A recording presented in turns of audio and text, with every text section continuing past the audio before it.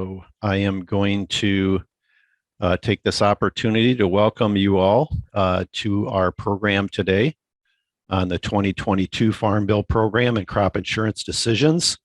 And my name is Stan Moore with Michigan State University Extension. Be introducing our speakers as we go a bit. But I also do want to recognize them at this point as well. Roger Betts from Michigan State University is here with me.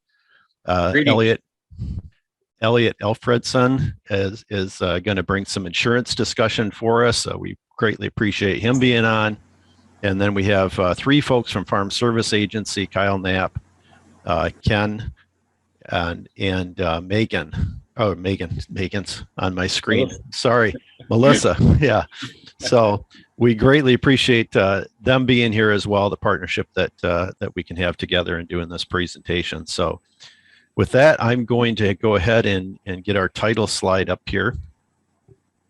And y'all should be seeing the main slide. Is that what you're seeing? Looks good, Stan. Awesome. Good deal. So, well, let's get started here today and with our program. And this really is about what fits your farm. It should be part of your risk management tools that you use on the farm. This is one more of those tools that you can use. And of course, we know that's going to be different from farm to farm. And we also know that your risk tolerance is different from farm to farm. So all of those come into consideration as we start to look at, the decisions that we have to make. But really, there's a couple of key decisions that we're going to talk about today in regards to these programs. Just to give you a little bit of technical help this morning, we've got you all on mute to start with. That's just going to help with some of those distractions if the dog comes into the room or whatever. So, but we will invite you to put your questions into the chat.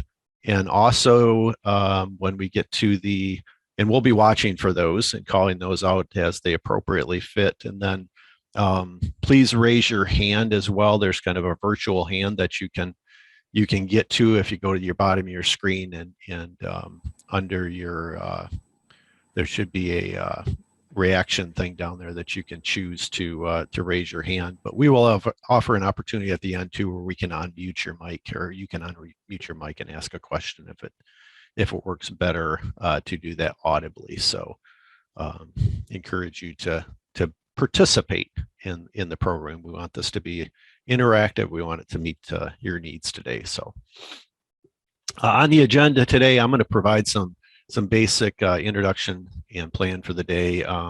We're going to get into then some Farm Bill policy overview.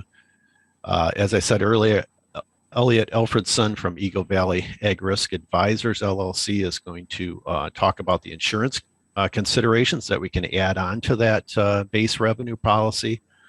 And then Roger's going to delve into the Farm Bill Analyzer. It's a spreadsheet program that he puts together each year and updates to help you in that decision-making process.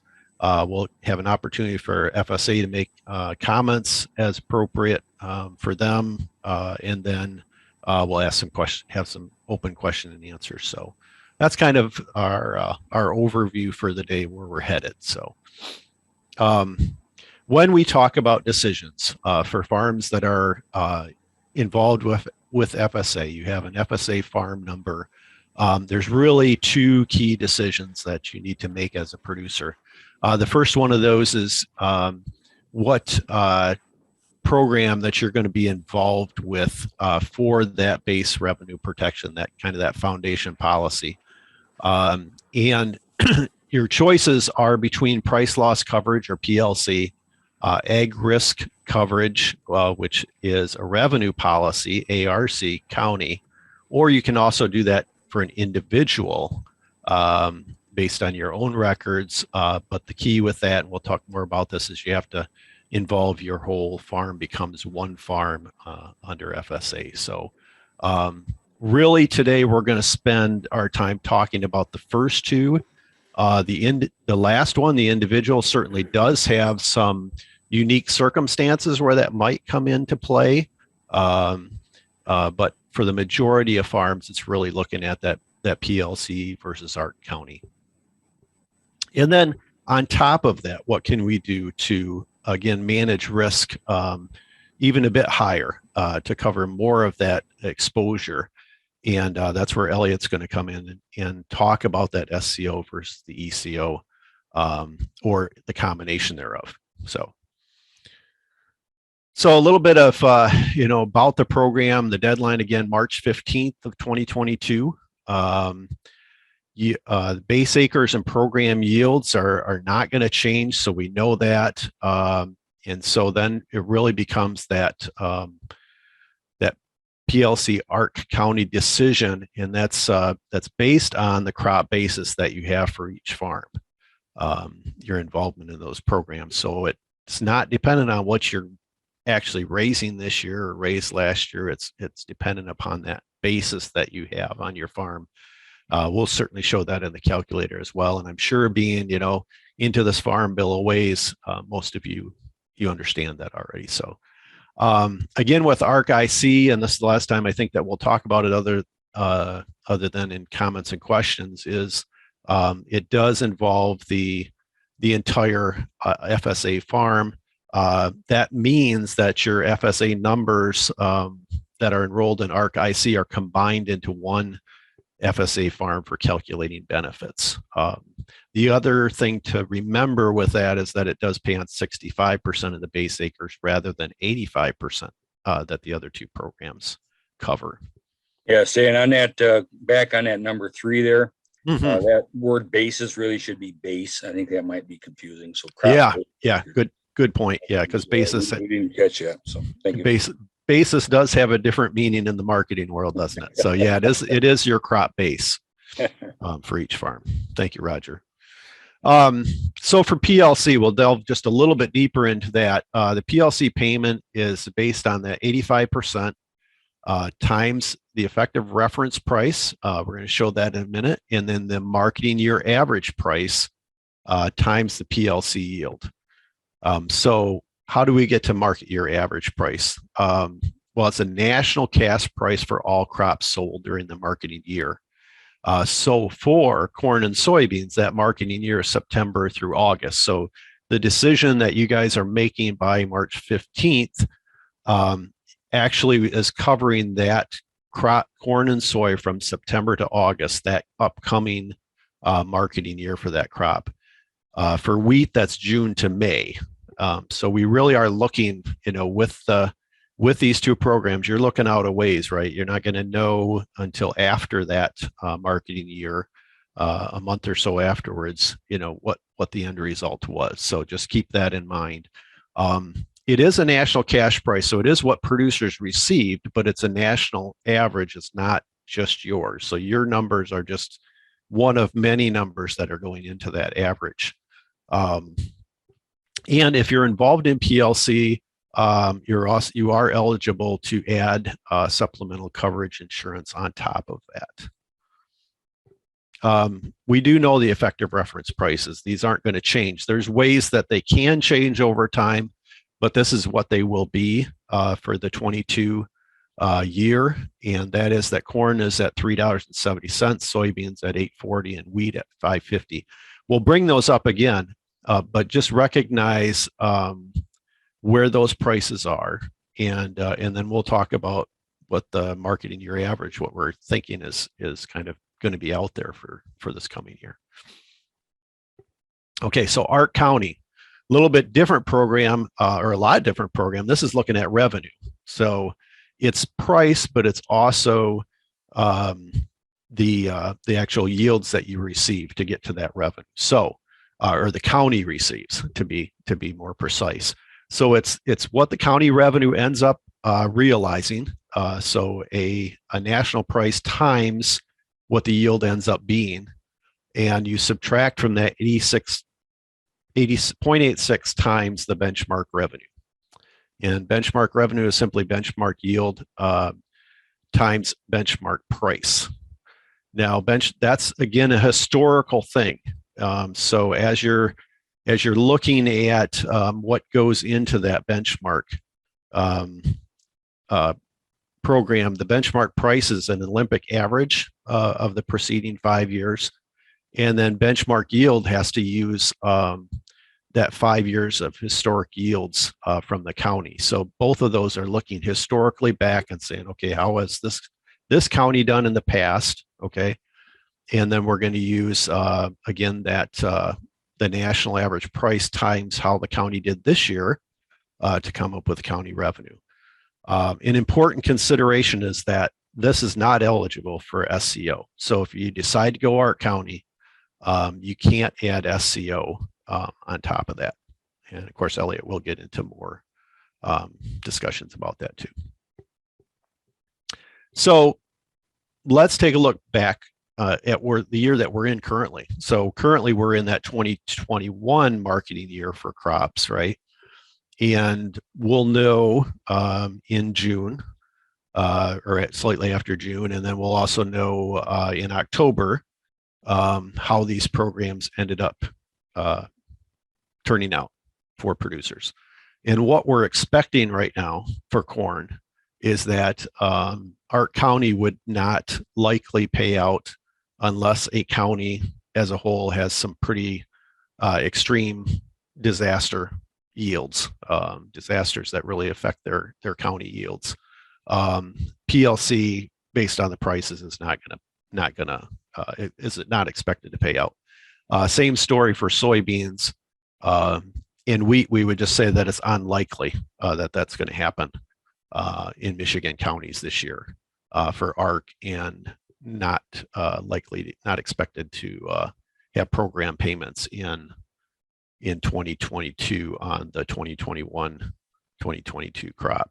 Of course, the reason for that, Stan, is that the reference prices used for both PLC and Ark County back in 21 for the 21 marketing year, where, as you said, that we're in now, we're at that 370 and that 550 numbers, and it wasn't 840 on soy, it was 895 or something. So those prices using to calculate the guarantee are very low prices.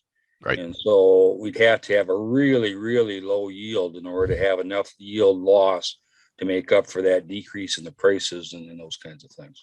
That's correct. And we're going to look at that for looking forward to 2022. We'll have them sit side by side, so that'll become even more apparent. But what it really means is that prices were better, right, than what would generate a payment, which is good, right? we would like prices to be better. Again, this is part of our risk management strategy. It's not, we're not looking to generate a payment at the expense of having a good crop price. So as we look forward, and Roger's going to share a bunch more of these in his calculator, but we look at a lot of sources for what people are predicting, or what groups are predicting for that 22 decision. So for your crop that you're going to be marketing in 2022 to 2023, Farm Doc right now has that at $5 for corn, $12.50 for soybeans, and $7 for wheat. K-State had that in December at $5.07 for corn, $12.13 for wheat, or for soybeans, and then they had a number that's higher, I think, than anybody else's for wheat. So I think I'd probably defer to some of the other projections for wheat, but they had wheat at $8.31. So significantly higher, right? And so if we put those side by side here at the bottom, as we're looking forward to this coming year, we don't see anything as of now that we're expecting, there to be. We're not predicting a major variance from our trend yield, so we're expecting similar yields. And because of these two lines down here, so we've got our reference prices again. Those are based on previous years, right? So we got corn at 370, soybeans at 840, wheat at 550. And if these numbers play out here from Farm Doc, excuse me, I move forward a slide. None of those crops on a price standpoint would be expected to pay out. And so we're suggesting that, probably, at least when we're looking at expected outcomes, we wouldn't expect at this point in time that the PLC or ARC payments would kick in for corn and soybeans or for wheat. So quite a gap there between those two. So I'm going to turn it over to Elliot, because we can get so far with those PLC and ARC programs, but then we do have some tools that we can add on top of that. And Elliot, I'll turn it over to you at this point. You can just tell me to move to the next slide as you come to those. You bet. Thanks, Dan. Yep. Well, guys, thanks for being with us again today. And it's a privilege to be able to be part of this program and to talk about some of the risk management tools we've got. I guess just right offhand, the first thing I'll say is maybe an obvious one. I'm here to talk about insurance products, and I know not all of you buy insurance.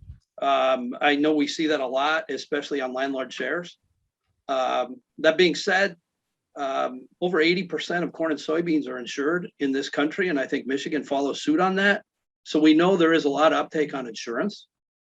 So what I want to talk about is some insurance options that we can add that might help replace some of the lost revenue that some of you guys might perceive losing an ARC or PLC payment to look like, and to give you some more coverage to help offset increased input costs this year. So there's two of them that are available through the federal crop insurance program. The first one is a supplemental coverage option, SCO, and the second is the enhanced coverage option. Enhanced coverage option started just last year. SCO has been around through the 2014 Farm Bill since then. They're both county-based products, and they're add-ons to your APH plan of insurance. So when we talk about a supplemental coverage, it's a supplement to other coverage, right? So you're going to have to buy some form of revenue insurance or yield protection in order to add that option on. So it's in combination with another product. The same with the ECO. Both of these products mimic whatever you buy for an underlying coverage plan. So if you're buying a yield only plan, it's only going to insure against yield loss. If you buy revenue, it'll insure against revenue and price loss, as you guys are familiar with on your revenue insurance. These programs aren't going to pay you at harvest time. They pay you after the yields are finalized. And Stan already mentioned with the ARC program, that's typically in June.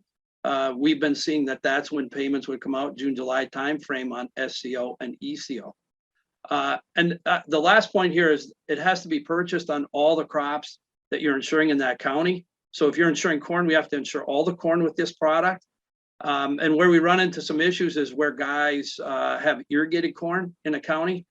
And they say, well, I'd like to buy it on all my non-irrigated. We have to place it on all. And it's just a precaution that that going in. Stan, if you could change slides, there we go. So let's highlight SCO just a little bit. So this product gives you coverage from the 86% level down to your APH plan of insurance.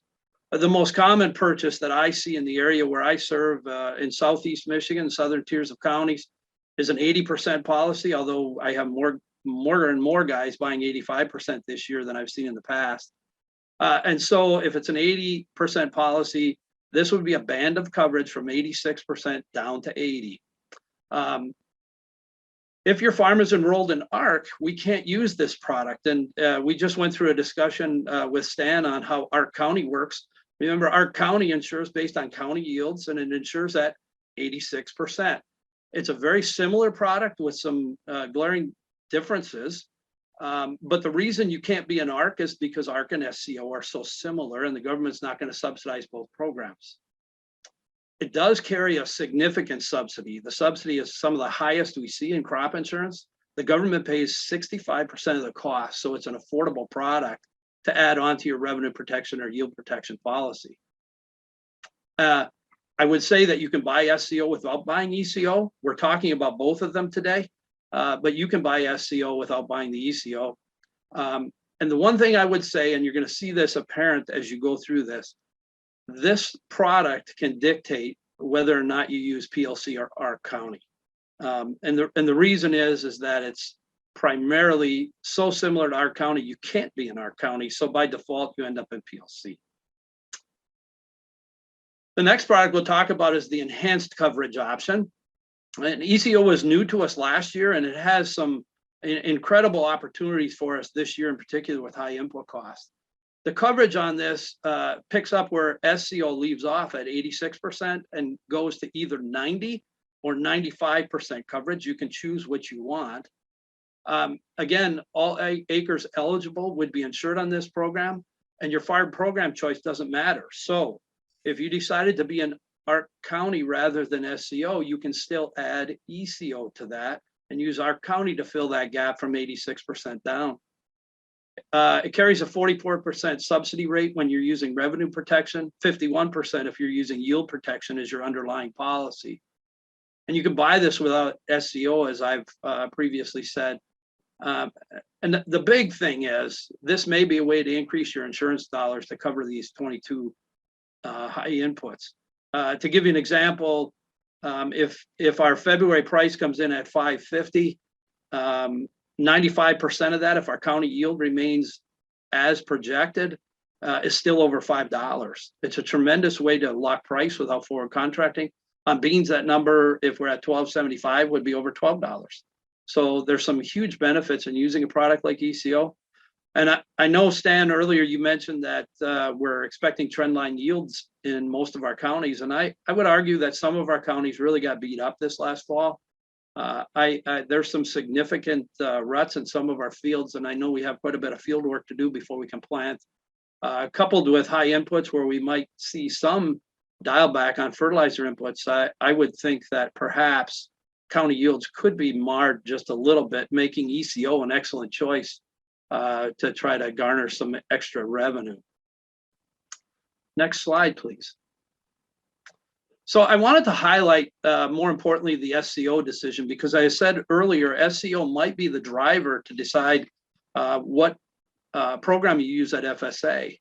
I would also like to say this before I get into this, that I really want to compliment our folks at Extension for including this crop insurance discussion along with ARC and PLC.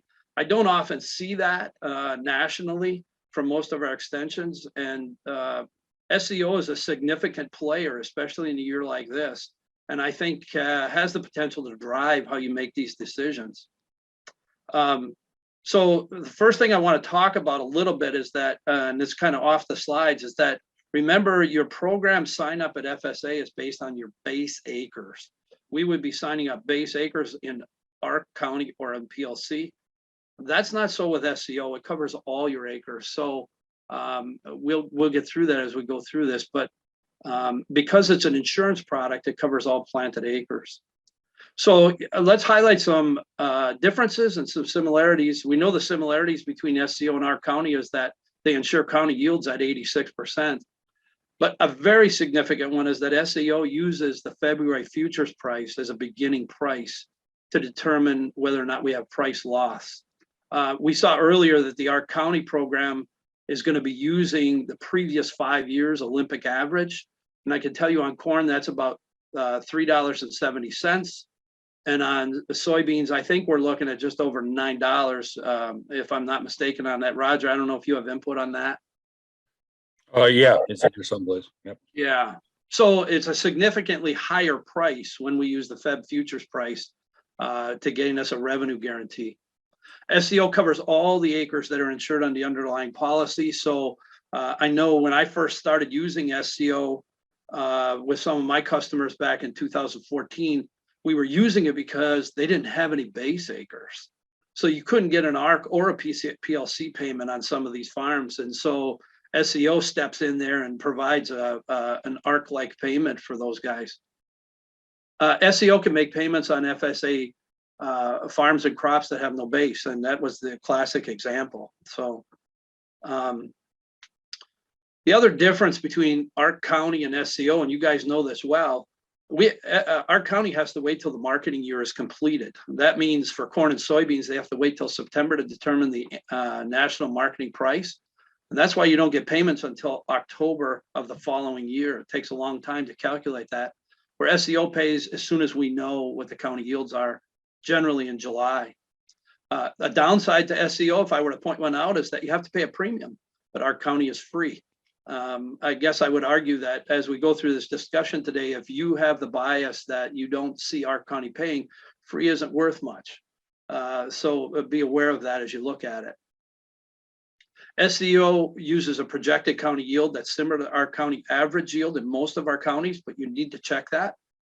And the last thing I would say that is, if your APH plan of insurance, meaning yield protection and revenue protection, is 85%, SCO is only going to get you 1% coverage. In comparing that to ARC County may be a more competitive product if we have a significant yield loss in your county. So generally speaking, if we're buying 85% coverage, we typically don't use SCO. And again, that could drive your PLC and ARC decision. So in summary, I would say SCO may be better than Arc County unless you're using 85% on your underlying policy. So sometimes visual helps. And in particular, my eyes are drawn to the red space on the top of these bar graphs. So this bar graph would represent, I'm going to call it 1 acre of insured crop. In the first slide, we're using an 80% revenue policy. That's the green area there. And you can see you have a 20% deductible to satisfy. You got to lose 25% before revenue protection pays. So right next to it, we partnered it up with both SCO and ECO at the 95% level. And immediately you see the amount you have to lose is really small.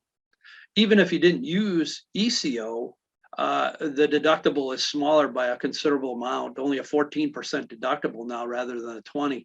And so the image is really designed to show you how when you partner these products up, we can reduce the amount you have to lose before you get compensated. That can be huge in a year we have really high input costs. The second column indicates the very small amount of SCO that would be available if you were on an 85% policy. And so generally speaking, we wouldn't use SCO in that environment. We might encourage you to use the Arc County program in place of it. That's it on that one.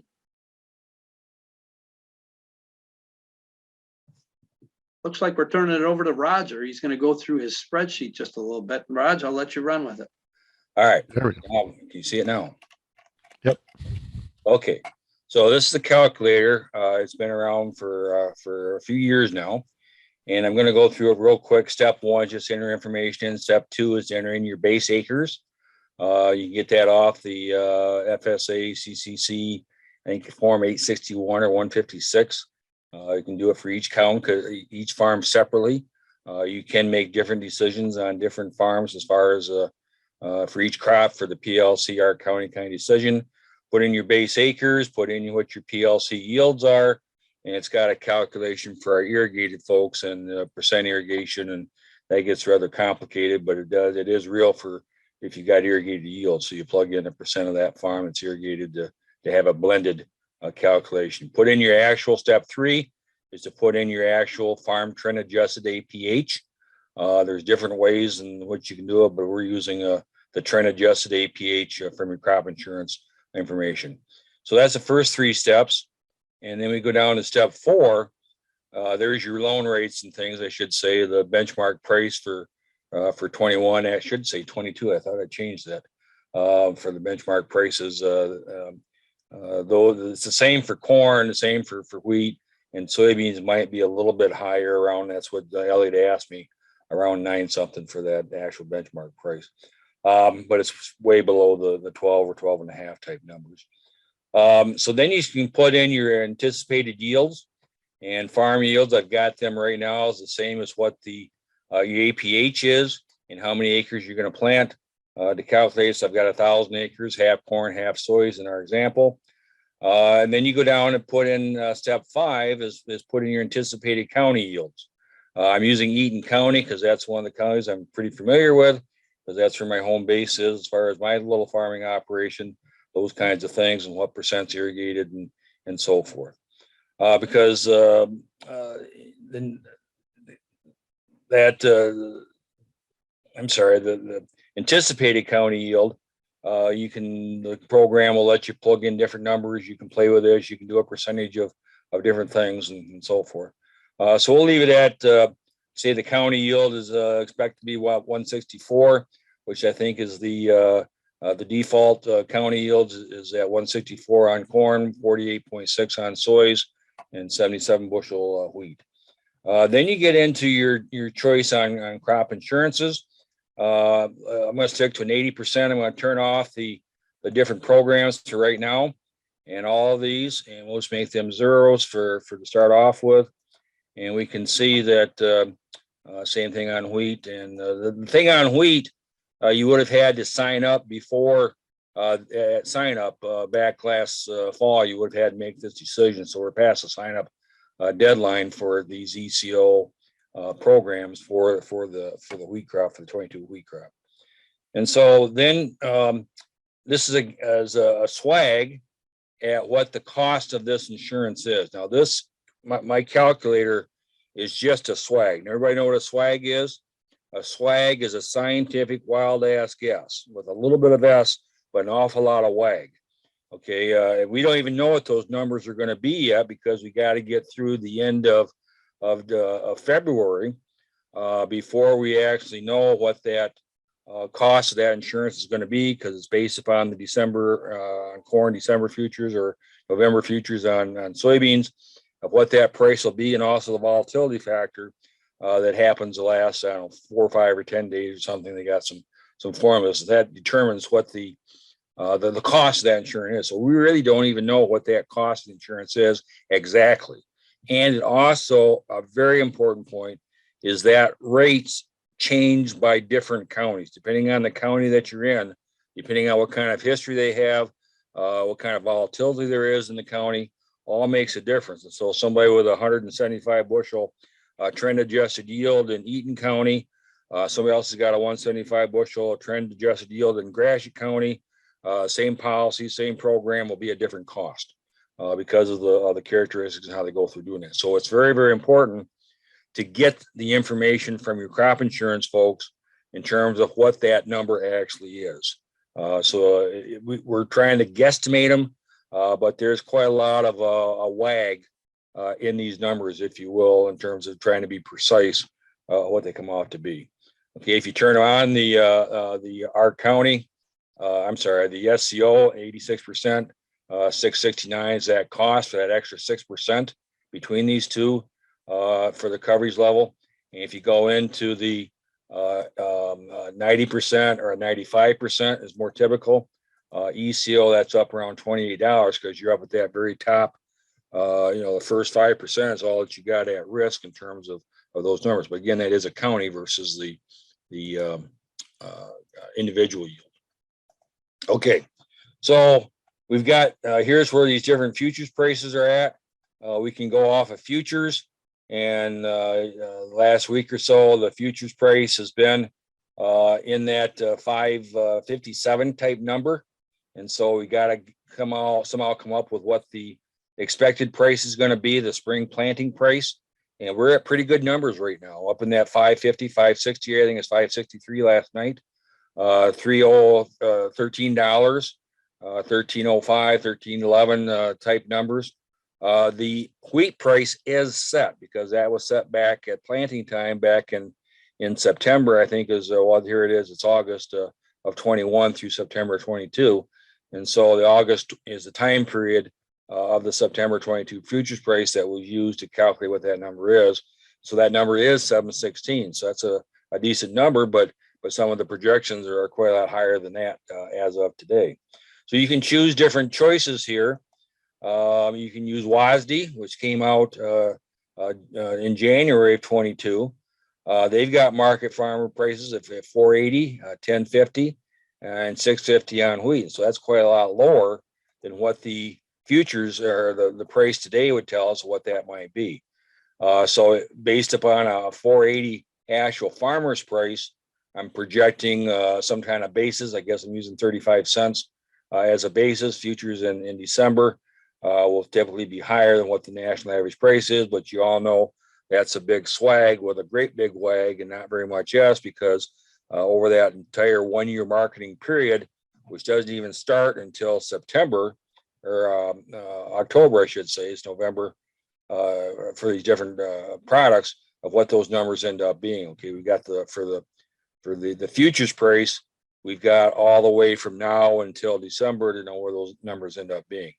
Remember, the crop insurance and the SCO and the ECO all use futures prices to determine the revenue protection levels and what the price component is on SCO and ECO. Where the PLC and our county, they use this market year average farmer price, and which is the whole marketing year. So that goes through starting in September and goes all the way through August. No, it starts in September, goes all the way through August, or it's October through September time period through August. And so that's a whole different time period, and it's a national average farmer price weighted.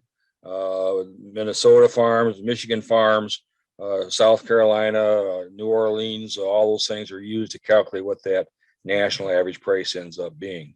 So it's two different ball games.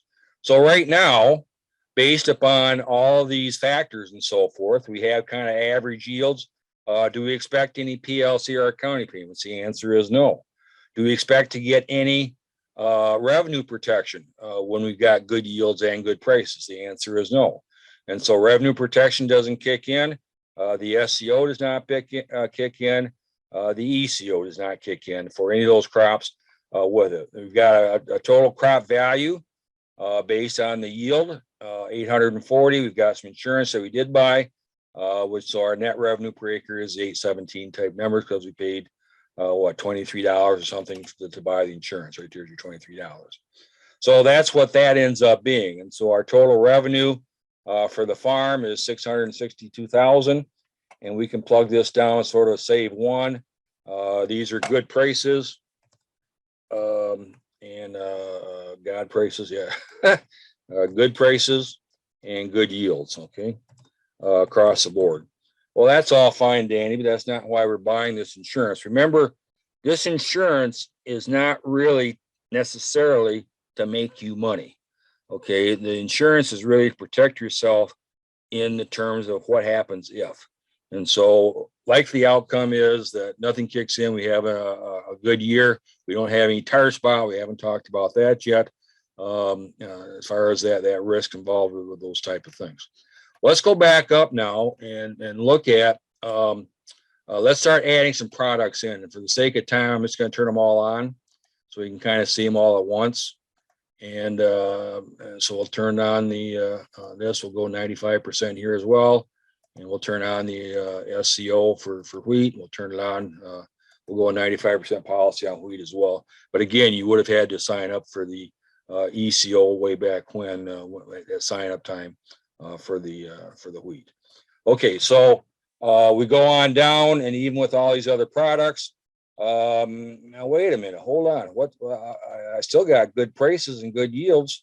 What's going on here? Gosh, I've got some ECO, $11, and I've got some SCO and some ECO on soys. Well, why is that? What's going on here? Well, I'm using a price of $4.80 for the futures, which is what WASDE came out with here in the first week of March or January, January 11th or 12th, I think. Well, that's a $4.80 price. We got today's futures right now trying to project what that December futures price is in the month of February. Well, that's in that $5.60 area.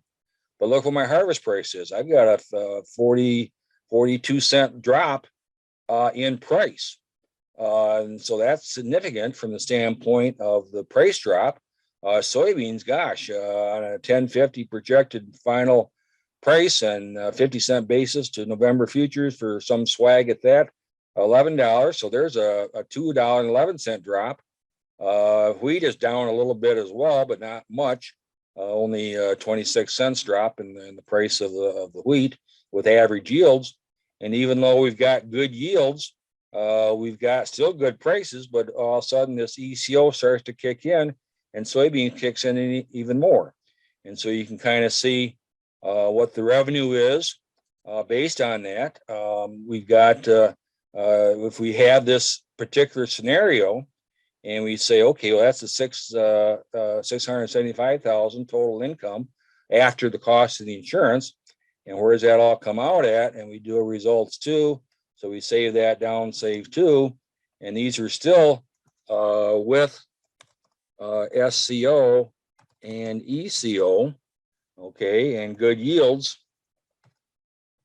and good prices, okay, but still down a little bit from where they were, okay. And so we start to get some, I didn't spell yields right, but that's okay. So we can see, gosh, we got 662 and 675. So we actually netted more income, even with everything else being the same. Or did I change the price? Maybe I changed the price. Can't remember. Yeah, I did change the price, didn't I? So, so I cheated a little bit. So I was using futures price before. And if we stick to those futures prices, well, then we wouldn't be getting any of those payments, but we'd have a little bit of drop in price. So I should say drop in price. And so this is off of WASD. Okay, so I should put that down here. And number two, and it's WASD prices. WASTE, WASD prices in Jan 22. Okay, something like that. All right, I can't take very well. Okay, so so those products start to kick in a little bit, even though we still got some decent yields and so forth. What happens if we go a little bit lower yields? I'm still up here back on the yields for the farm. Let's go in and say, okay, let's kick the yields down a little bit at the county, maybe even at the farm level as well.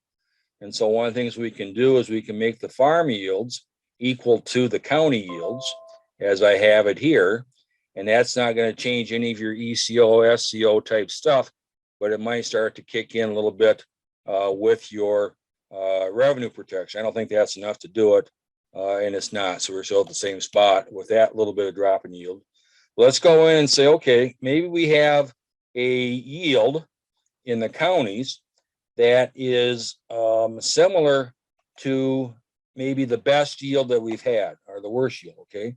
So let's go back here and say, okay, we have some 22 low yields. Well, what this is this is the worst yield that the county has had, Eaton County in this case, within the last 5 years. Okay, and so we drop down to a 137.4 for an average corn yield, 36 bushel soybeans, and 60 bushel wheat. Okay, and so that's something that did happen within the counties, within Eaton County, within the last 5 years. Let's see what that does. We'll stick to the same program and so forth. We come on down and look what happens. Holy cow, we got all kinds of stuff coming in now. We've got $71, $72 coming in on a revenue policy. We've got another $58 coming in on SCO, and we've got $38 coming in on ECO. And the same thing, concepts on corn and soybeans. I didn't plant any wheat, and so it's not calculating any wheat stuff. We could throw in some wheat here, I suppose, a few acres of wheat, but that'll mess up my example, won't it? I should have had some wheat in the example. Sorry about that. And so now we come down, even though we had a lot lower yields, what's it do to our revenue? Okay, we got 668 in total revenue, okay, which is pretty similar to this number and pretty similar to that number. Even though we had a lot lower yield, we still are in the money on this. So let's go here. Here is low yields.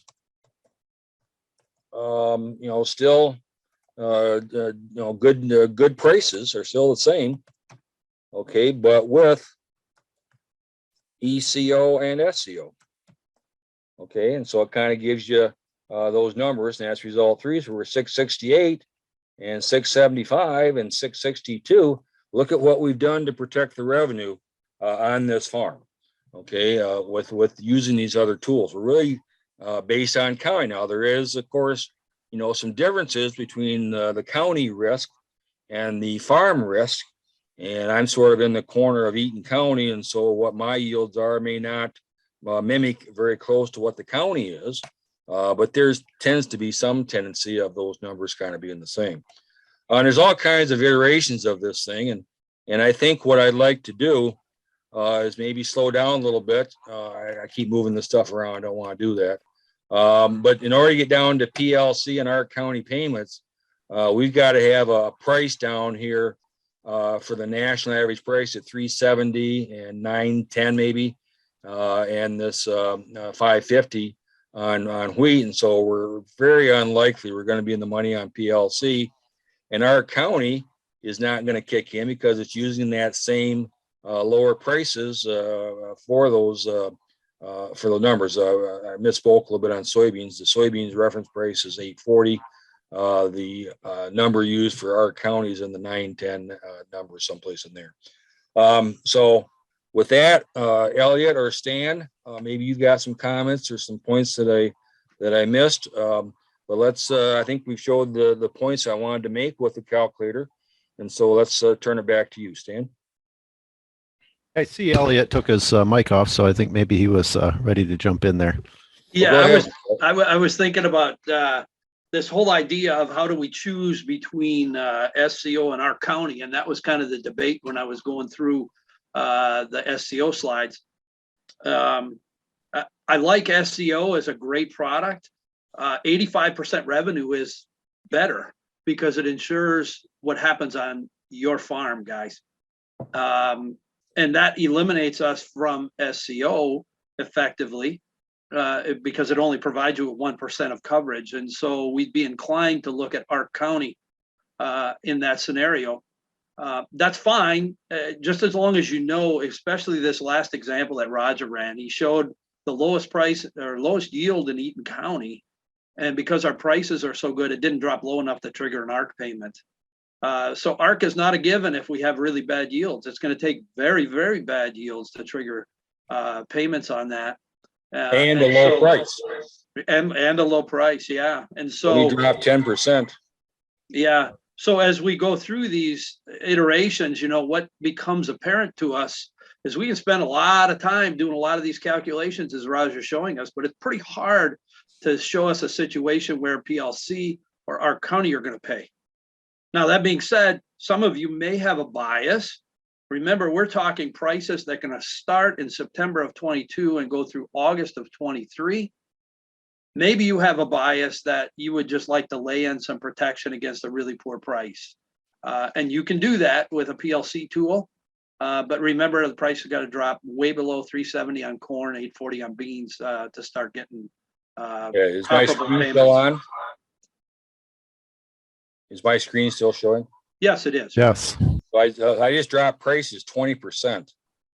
Okay, on top of low yields, and I just start to get into some PLC because I'm now below 550 on this farmer market price. Okay, but I've got to be 20% drop in prices down to 520, 840 on soys, and 384 on corn, and I still don't get any PLC or Ark County payments, even with those really dropping yields.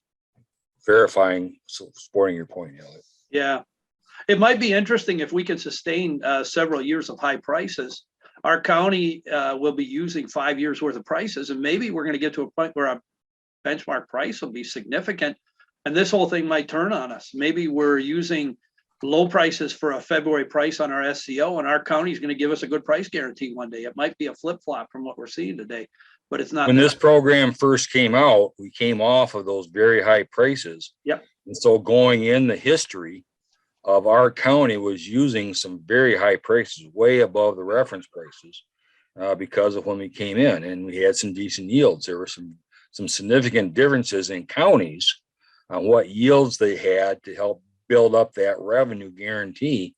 And there were significant differences in different counties across the state because of those yields. So, but when we program first came out, our county was overwhelmingly the right choice, except maybe on wheat, and that depended upon your yield, some other factors and so forth. PLC on wheat paid pretty well because the price was so low. And so you're right, we got to get down the road a little bit, and they've also changed the program so that the 21 year is not part of the 22 calculations for the price guarantee or the yield guarantee. They go 5 years, but it's the 20, 19, 18, 17, 16 are the 5 years that are used to calculate this revenue guarantee made up of the Olympic average price, 5 years, back -1 and or +1, and then on the yield, the same thing. It was 5 years back plus 1 year. So as far as that time period, so it's going to take a while to get those prices built back up where we have a guarantee other than the reference price. Now soybeans are in the money. They haven't been that low down that 840. And so we're sort of in the money. We're using different years to actually increase that price on soybeans above the reference price. Over. Right. Good points, Elliot? Roger and Elliot. I wonder if we might, I did see Megan had put a note in to have people put questions in the chat. I thought maybe we'd just entertain for folks that we could cover a couple of questions here. I think we've got some time to do that. If it's specific to the calculator, this would be a great time to do that. So, if Roger hasn't showed a scenario that you're extremely interested in, we could certainly entertain that at this point if somebody wanted to type something into the chat or raise your hand.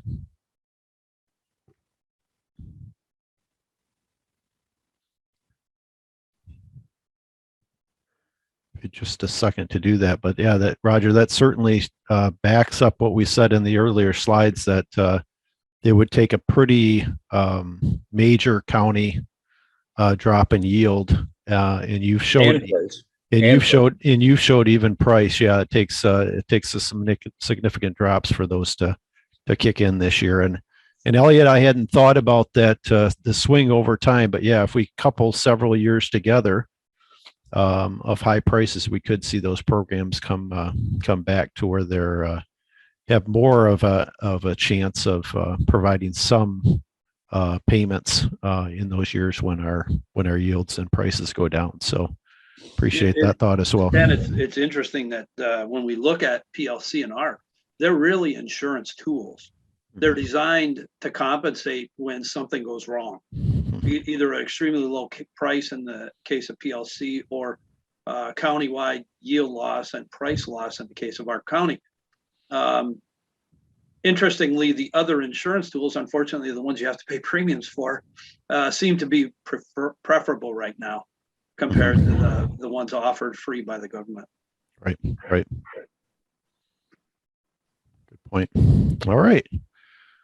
I will, Roger, if you will, I don't know if I can bump you or not. There you go. I just did. No, looks like, okay. All right, continue. And we will get back to the PowerPoint here. Share, and looks like I've went off from my, all right. So looks good. We'll do some take homes here. And again, as you come up with questions, we'd encourage you to put those into the chat. I did want to also note that Megan has put some links in there. The calculator, the tool that Roger has went through, is up on our farm business management team's website, and that link is on there, but you can always search for Michigan State University Farm Business Management, and our site will pop right to the top of your list, and you can go in that way as well. So it's pretty easy to find. Do see that we have a question that came in, Roger and Elliot, from James Taylor. Go ahead. It says, is there an adaptation of the programs that applies to organic certified crops? Elliot, you can answer that better than I can. Yeah, so from a crop insurance perspective, there is organic guarantees, and they use stronger prices, and you can even put a contract price in there. And so the answer is yes. And I would encourage you to talk with an insurance agent about that if you want to look at revenue or yield protection along with some of these other countywide programs. I can't speak about the FSA programs concerning that, but if you have base, remember FSA pays on base only. So if there's base acres on the farm, you can sign those up in a program. I always use the example, let's say you planted your whole farm to tobacco, if that were possible here. You would still get corn, soybean, and wheat payments if you have corn, soybean, and wheat base on your farms. So when you sign up in PLC or ARC, you're signing up base acres that have been assigned to your farm number. So I would say, yeah, you can still participate in those programs. It's just not set up as organic at that point, I don't believe. I'll open it up to our FSA group that's on. Do any of you guys know whether there are provisions in ARC or PLC around organic certified crops? I think Elliot covered it pretty well. Again, our PLC, our county is going to cover on base acres, and so it really ties towards that farm or those farms base acres that exist, as well as the the yields that are historically associated with those base acres. Okay. As you've had opportunities to update yields over the past two farm bills, that would mainly be where maybe organic would come into play for that, depending if you're seeing a higher or lower yield. But it's not going to come into the actual triggering of a payment under those two programs. ARC IC, if you were looking at individual historical revenue, and that was an option that you took, again, might be a little bit closer depending on what yields you're pulling, what prices you're getting. But again, likely it's not specifically tailored towards anything organic. It's organic is kind of left out of that equation. Okay, appreciate that. Yeah, and that makes some sense because you're looking back historically at those numbers, and yeah, great input there. So now we've got a couple of slides here that are kind of take homes for you guys as we're looking forward. I'll certainly invite any of the speakers that are here with me today to join in with me on these, and we'll give a bit of a summary on these programs, but a few take-home messages for you. One is that just a reminder, SCO cannot be used with ARC. So think of them as kind of alternatives. And Elliot, I think, had a great way of phrasing that. So just know that that's going to be part of your decision-making process there. ECO, on the other hand, can be used with any of the programs, including the ARC IC that we haven't talked a lot about today, but that certainly would be an opportunity there for that as well. Corn, soy, and wheat, again, not likely to trigger PLC ARC payments. We saw in Roger's calculator that he went to the historic low of the last 5 years on yield, and he added a 20% drop in price, and it still didn't trigger those payments out of those two programs. So just recognize that that's going to take more of a disastrous situation in an individual county to make that happen, along with a lower price. Revenue protection insurance is important to provide protection at those higher prices levels. So if you want to get up to that 90-95%, and that's your opportunity to do that with that revenue protection. And then again, adding SCO and ECO can go on top of that, or on top of the ARC PLC programs that are available. So Roger, Elliot, anything you want to add to that or highlight in those? Yes, Dan, this is Elliot. The one thing I would say about SCO and ARC that I want to make sure we make very clear: if you sign up for SCO with your insurance agent, I would suggest you meet with your insurance agent before you make those FSA decisions. And I know FSA is anxious to get guys signed up, and unfortunately, we almost need to make this insurance decision first. If you sign up for SCO and then mistakenly sign up for ARC County on that same farm or crop, what will happen is the government will cancel your SCO policy, and you'll still owe 60% of the premium. So it's kind of a penalty. They're so similar, they don't want you in both of them, and they're going to push you out. And so I want you to be very clear when you sign up for ARC or PLC that you know what you're using on crop insurance. I'll also add this. We've been feverishly signing guys up for crop insurance and allowing them to make these decisions at FSA. If something monumental should happen between now and the end of February, when the price is completely set for crop insurance, you can change your decision with crop insurance up until March 15th, and you can also change your decision at FSA until March 15th. So you're not locked in, but we encourage you to step out, start making these decisions, so that everybody can handle the caseloads that we've got going on. Right. Have the conversation. Yep. That's a great point. Yeah. So when we're looking at this, decision moving forward, this just kind of summarized what we've talked about. Again, we've got these reference prices that are pretty low compared to what the marketing year prices that are being forecasted. So again, we've got two program possibilities through FSA, the PLC, and the ARC County, and the ARC IC, I should say, three possibilities. But really looking at those as we're looking at what it takes to make those show up as creating a payment in the coming year.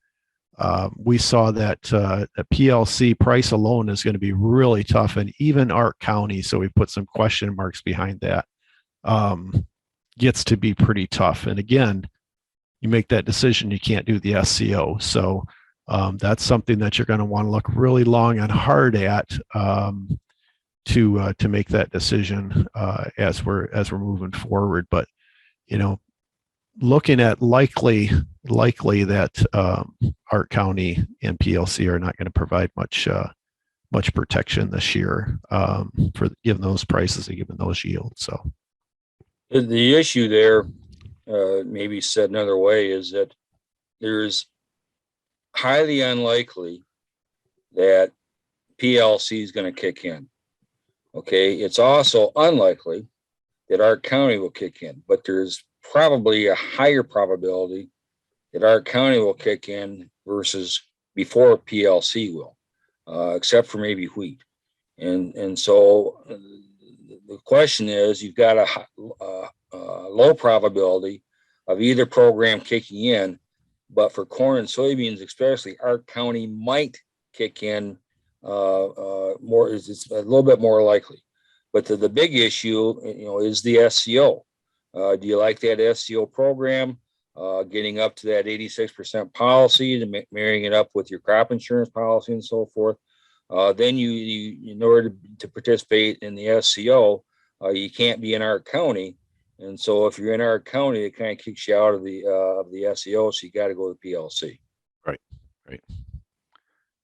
And I think Elliot, you wanted to add that last point about it may be cases where you don't buy any insurance, and you're just saying, hey, this isn't likely to trigger at all, if you will. I don't feel a lot of risk looking forward. Maybe talk a little bit about that. Well, on the other hand, again, I think there's a lot of risk going forward because the federal crop programs don't protect us at these high levels. So there's a lot more risk going forward. Just to think about it. Forward. Now that's a good point, given our input costs too, Roger. You're correct. Go ahead, Elliot. Yeah, well, I was going to say, it wasn't my point to say you shouldn't buy insurance. I'm an insurance agent, but I did want to recognize that we do have some folks that might be on this call that don't buy insurance and maybe don't have a desire to. Maybe they want to self-insure. And if that's the case, we've selected possibly in ARC County as an option for each of those three crops. You see the three columns. And I would tell you to, Stan, I'm sure we can create this so people can print it off. Print it off and look at it and say, well, what am I going to do on corn? Am I buying 85% or something less? Will I use SCO? And you can circle the option under each of those three columns and bring that piece of paper to FSA and say, here's what I'm picking. If you go 85% in corn, 80 plus SCO on beans, 80 plus SCO on wheat, you would look ARC County on corn, PLC on beans and wheat. Remember, you can do them different by crop. And so this could be a tool that you could bring to FSA with you to communicate what your choices might be and to help maybe choose by default which one you want to go into. No, that's a great point. In my example, I didn't grow any wheat. I only had corn and soybeans, but I got a wheat base. Does that change your thought process, Elliot? Well, again, if you bought SCO and then didn't plant any wheat, you don't have any insurable acres on that SCO policy. So that opens up the gate. it's almost like buying 80% without 80% or less without SCO. That would change you to an ARC County program. And I know you've mentioned that PLC might be a viable choice on wheat, but at least in the southern part of Michigan, we've had some tortured wheat this year. And I guess look at your own wheat crop, and if you think the county you're in is in a little bit of trouble, maybe our county is a good decision on wheat if you do not have SCO. Okay. Very good. And then just our final slide here for Roger and I and Elliot. What should you do? Well, get those quotes, as Elliot said. Start to build the information you need in order to make an informed decision. So, visit with your insurance agent, get with your FSA local folks, and talk with them about what your plans are. Run your farm numbers with the tool. Kind of look at some of the different possibilities, and then learn as much as you can, but get signed up. And as Elliot said, I think is a great point. You can go in, or maybe Roger said this, you can go in at any time here now, and get signed up and then make that change. But at least you've started the process. So encourage you to, get as close to it as you can, learn what you can, get that decision made. And then if you need to change it, you can do that still. So any other final comments, Elliot and Roger? Nope, sounds good. Encourage you to go ahead and Stanley. Yeah. Yeah, Stanley, this is Ken Chapman with the Farm Service Agency. It might be a good time right now that maybe we could just address a couple of things. One, I realize that the speakers have discussed the more traditional commodity insurance programs in the Farm Bill, and I certainly value their comments and expertise. And I also mentioned that there's many other programs that could be applicable that benefit the farms or those that are participating today. Each time, as you've just indicated in your last slide, the first step is really to engage their local farm service agency and the staff members really by any means possible that are available to them, who can apply these other potential programs on their farm. But for our commodity growers, we're currently accepting short-term commodity loan requests for our commodity loans with very low interest. We're also accepting applications for farm storage facility loans, offer real low interest loans up to $500,000 for eligible producers and commodities to update their on-farm grain handling system or capacity. So to name a couple of the other programs we're currently enrolling in, for our livestock or our dairy guys, the supplemental dairy margin coverage for 2022 and the dairy margin coverage for 2021. Now, I realize we're a little bit off from just grain only, but of course there might be some overlap out there in the participants this afternoon. Yep. Both of these programs have paid out over $52 million in 2021 so far for Michigan producers. So we're accepting applications for the spot market hog pandemic program for eligible hogs and producers, and that continues through February 25th, 2022. And I guess I ought to double back and mention that for those dairy producers, that's going on through February 18th, 2022. But really, again, the bottom line comes back to just a request that they please work very closely with their local FSA staff, those professionals. They can determine what programs and, of course, obligations might apply on their farm. And that's a good step for those that are currently participating, or at least have an interest in some of the other programs that might be applicable on their farm. So I appreciate the comments, and I thank you for the time as well. No, that's a great point, Ken. I appreciate that. And it goes back to my earlier comment about, this is one area of risk management for your farm. And FSA folks offer, a lot of other areas, as mentioned by Ken.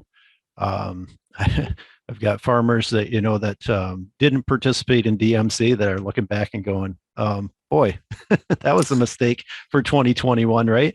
But yet, a third of our dairy producers in the state are not utilizing that program. So, and that's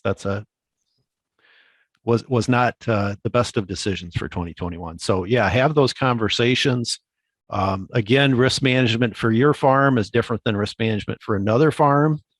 Elliot pointed out, that sometimes you want to self-insure some of those things from an insurance cost. But on the other hand, some of these programs are either free or very subsidized to the point where you really should be looking at, for my given farm, what should I be participating in? And so talking to FSA, talking to your insurance agent, talking to other folks that are involved in products that help you manage your risk, understanding your price, that's a whole nother conversation. Roger and I are doing a program next week on farm business analysis, and so understanding where your farm is as well, and the prices that you need to get as part of this equation too. So thank you, Ken. Kyle and Melissa, any other comments that you guys would have? I mean, I think the presentation covered pretty much a lot of, the technical aspects, the understanding the calculations, and what to, look at, what to forecast, what to expect in, the next year or two, even, looking at some of how our county utilizes Olympic averages. And if you understand where our Olympic averages have stabilized, this could even be a similar discussion for 2023. So, I appreciate that coverage and that discussion. I think that covered it well. We just wanted to remind people to, do come in to offices or work with offices to enroll, sooner rather than later. Don't push it back till the March 15th date. Obviously, got to mention COVID. We're all working through, COVID policies and practices in each of these offices. Right now, a rough estimate is that 75% of our offices seem to be down, or counties even seem to be down to a 25% staffing level, with restricted access to visitors. So, producers and applicants, just work ahead, try to, schedule ahead, get yourself on the calendar for an appointment for these offices so we can work with you and get things scheduled out appropriately. Our ability to take in walk-in visitors, where we would normally be able to do so freely outside of a COVID year or more adeptly, may not be as well this year, given the certain kind of trend in COVID cases in Michigan. Again, they can also, I think Elliot mentioned it, the 315 date, you can, do a soft lock-in with FSA. You can do a soft lock-in with insurance, and then you can still change it up to that 315 date. So, if an applicant or a producer wants to come into FSA and make their application now, and then they have a revelation later on that they want to change it, we can still account for it. But it's better to get something locked in now than to miss the deadline altogether. Even if we don't expect payments to be rolling out, it's better to have, I guess, in my opinion, free coverage than no coverage at all. So I just wanted to offer, I guess, those 2 points. Okay. Thank you, Kyle. If I could say one thing here, I have the opportunity to work with a lot of FSA folks across the state in different capacities and different programs and so forth. And those folks are good folks. Okay. They want to help you. They're dedicated to do what they possibly can for you. But also, help them out too. They really can't tell you what to do, which program that you should sign up for. You kind of have to make that decision. And so if you can go in there and know what your decision is, it really helps them a lot to process stuff and be efficient in what they do. But so thank those FSA folks. Those are hardworking individuals trying to do the best they can under the circumstances, and they all do a really good job. So I appreciate the entire staff at FSA and all the people at the counters and those type of folks are all really good people. So thank you. Yep.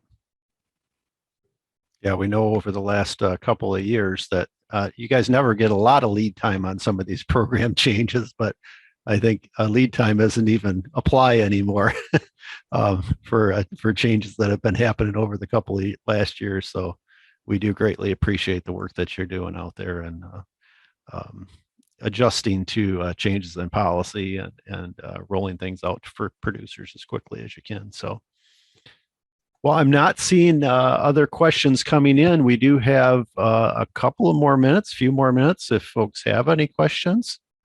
Be They can happy turn on to. the mic as well if they want. They can turn on their mic as well. Yep. You actually have control over your mic. We were going to have you raise hands, but you can also, as long as everybody doesn't go at once, you can unmute your mic and ask a question as well. I invite you to do that at this point.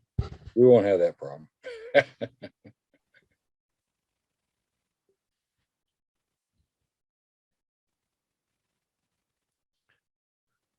All right.